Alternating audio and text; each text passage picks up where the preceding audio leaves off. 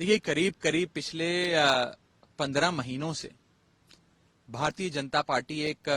तथाकथित शराब घोटाले की आड़ में हम पर आरोप लगाती है और पिछले 15 महीनों में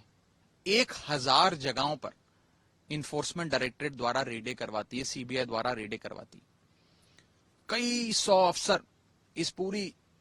तथाकथित जांच में लगे हुए हैं, लेकिन 15 महीने बिताने के बाद, कई लोगों को अरेस्ट करने के बाद, जांच की आड़ में अरेस्ट करने के बाद, 1000 जगहों पर रेड करने के बाद, इस पूरी जांच में आज तक किसी एजेंसी को एक फूटी कौड़ी नहीं मिली, एक नया पैसा नहीं मिला। अगर कोई घोटाला होता तो पता नहीं कितने हजारों करोड़ों रुपए बरामद होते, कितनी संपत्ति, सोना चांदी, जेवरात, गाड़ियां, बंगले, फार्म हाउस, जमीनें, कितनी संपत्ति बरामद होती जो अक्सर घोटालों में होती है, नजर आता है। लेकिन ये एक अजीब सा आरोप है भाजपा का, जिसमें इन लोगों ने 15 महीने बर्बाद कर दिए, 1000 जगहों पर रेडें करी, न जाने कितने अफसर इसमें लगे, लेकिन एक नया पैसा, एक फूटी कौड़ी आज तक बरामद नहीं हुई। ये दिखाता है कि ये घोटाला नहीं, ये कोई अनियमितताओं का केस नहीं, राजनीति से प्रेरित भारतीय जनता पार्टी जो 2024 के चुनाव हारने जा रही है, उस हार को सामने देख डरी हुई है, घबराई हुई है। ये एक बौखलाई हुई बीजेपी जो आने वाला चुनाव हारने जा रही है, उस हार के डर से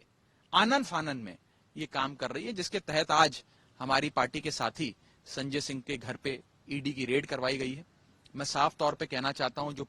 ईडी की रेड पिछले कई घंटों से संजय सिंह के घर पे चल रही है, एक फूटी कौड़ी उनको वहां से बरामद नहीं हुई, एक अनियमितताओं से या किसी भी चीज से संबंधित जो आरोप है, रत्ती भर सबूत इन्हें कोई बरामद नहीं हुआ, क्योंकि जब घोटाला हुआ ही नहीं तो मिलेगा क्या। तो ये भी साफ तौर पे राजनीति से प्रेरित है और आने वाले चुनावों में, 2024 के लोकसभा चुनावों में, अपनी हार को अपनी आंखों के सामने देख एक डरी हुई भाजपा का ये एक प्रकार से आखिरी पैंतरा है, एक आखिरी उनका औजार है, जिसका इस्तेमाल कर कर वो विपक्ष को दबाना चाहते हैं, हमें डराना चाहते हैं। देखिए, आप देख रहे हैं कि कैसे पिछले कई दिनों से लगातार ये चल रहा है। कल आपने देखा कि कुछ जर्नलिस्ट पर एक्शन लिया गया दिल्ली पुलिस द्वारा और कई एजेंसियों द्वारा। आज विपक्ष की एक बुलंद आवाज राज्यसभा में संजय सिंह, उन पर ईडी की रेड करा दी गई है। तो ऐसा लगता है कि एजेंसियों को सिर्फ कठपुतली बनाकर इस्तेमाल किया जा रहा है और राजनीति से प्रेरित है सारा एक्शन। ये आप भी समझते हैं, हम भी समझते हैं, देश की, दुनिया की जनता भी समझती है। बहुत बहुत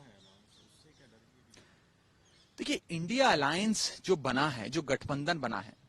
ये सिर्फ चंद पार्टियों का गठबंधन नहीं है, ये भारत देश की 135 करोड़ जनता का गठबंधन है। इस इंडिया नामक गठबंधन में